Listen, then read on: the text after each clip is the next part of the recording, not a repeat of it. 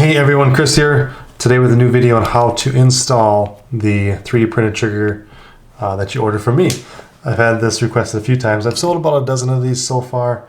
Everyone that I've spoken to afterwards have, they really like the trigger. They think it's a great addition to the already amazing DSR. But again, people wanted to see a installation video real quick, so I thought I would do that for you all. You're going to start by, this is just the basic DSR. This is how it comes factory. You need to get access to the trigger to remove it in order to put the 3D printed one in. So you're going to start by removing these two screws on the grips. This is a, what is it, 564? Yeah, 564 Allen wrench. I do suggest removing both screws because if you have one in and the other one out and you go to remove them, you could potentially tear right here. So pretty easy to remove.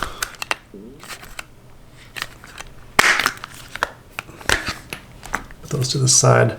Now, all you have to do is remove this one screw right here. I am going to go ahead and take out this spring because this is personal preference. I don't think you need this. You'll see why once I install this. I don't think you need this with this trigger. I'm a big fan of spring returns. I guess it's not bad, but I'm a fan of the spring having a good, I don't want to say reset, but when it springs back after you pull the trigger, I want to have that feeling.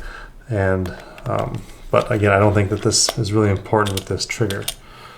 So all I did was remove this trigger pin, and the stock trigger slides right out. And you can see the differences between the two right here. This is what's called the Billy Wing trigger. Here's a stock trigger. I do sell these with the bearings and the activation screw already installed. So all it is a plug and play. You just take out the old and you put in the new. So just how the stock one came out, you're gonna put this one back in there.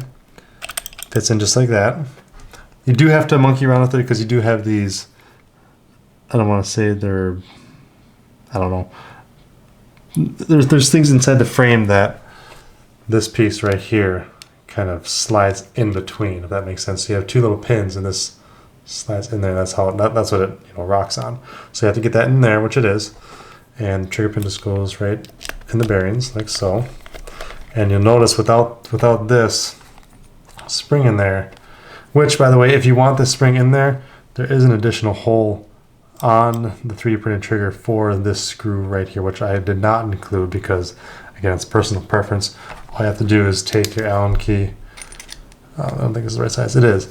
And then you can remove this and install it into the 3D printed trigger if you'd like. I don't think it's needed because you can see it has a really good return to it. And this trigger is just amazing. It makes walking the trigger or shooting with two fingers so much easier, in my opinion. So yeah, I mean that's it right there. I just did that, and if I wasn't rambling, it would take me maybe 30 seconds. But that's all you have to do to install. Pop out the pin here, remove the stock trigger, remember to remove the spring, pop in the new 3D printed trigger, install the pin, and you're good to go. All I gotta do is reinstall the grips, which go on real easy. Put on these little screws.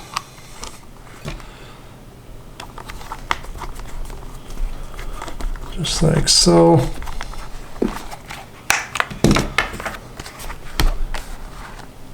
And you're in business. I installed one of these at the local vintage event for one guy, and he loved it. Oh, I should say, so when I put these together, I put the bearings in, I put this activation screw in.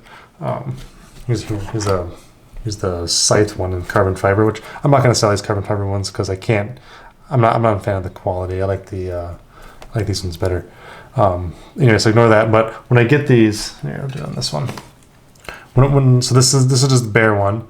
I install the bearings and I also install the activation screw. Again, I don't install this screw that holds the spring for the return. I just install the activation screw. And when I do it, you can see this one is about, let's see, get the focus here. There, this one's about, see how it's maybe 40% in the front, 60% in the rear. That's about what I set these ones at, but each person's different. It's all personal preference. You may have to adjust it so it hits the activation or so it hits the micro switch. So when you get it, you know, let's say it's stuck in like this or it's whatever, all you have to do is adjust that screw. And all you do is, by doing that, is take an Allen key, put it through here, and you just adjust it. Again, it's 5/64 for the size, and that's it. So hopefully that wasn't too quick. I wanted to get this out there before I sold many more of these. Like I said, I sold about maybe 12 so far. Everyone loves them. It makes a big difference on how the gun feels, in my opinion, and several others. I think it's great. So again, if you guys want to purchase these triggers, I do have them for sale for $40 gifted to noddingsc@gmail.com. I have been shipping within 1 business day. Oftentimes, if I get the the payment, I think yesterday, for example, I got an order. What time was that? It was pretty early in the morning. And I shipped it out, 20 minutes later. That's how quick it is because we get multiple pickups a day. Anyway, yeah, shoot me a gifted $40 at PayPal, and I can get you one of these if you'd like. And that's how you install it. I appreciate you guys watching, and we will see you next time. Thanks, guys.